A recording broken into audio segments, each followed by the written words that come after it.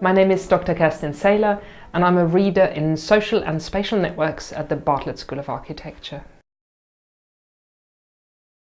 In my research, I look at the relationship between the built environment on the one hand, so the architectural layout of buildings, and how people use these buildings, who they bump into, who they meet, who they interact, but also how people perceive buildings and what that does to how they might be using those buildings.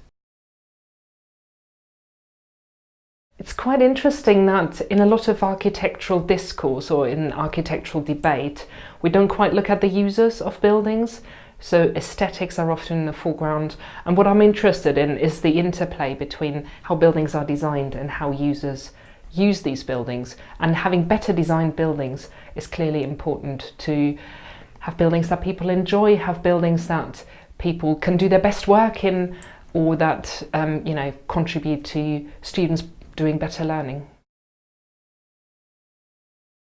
Most recently, I've been looking at the perception of workplaces. So one of the things I've found was that people in open plan offices, depending on where their seat position is, would perceive the abilities of the building to help them get in touch with their colleagues in quite different ways. So for example, if you're at the end of the row, you would have different responses to a question, how easy is it for you to meet your colleagues, than if you're sitting next to a window, which I think is quite interesting because their experience of the space will be different, and those are the kinds of questions I'm interested in.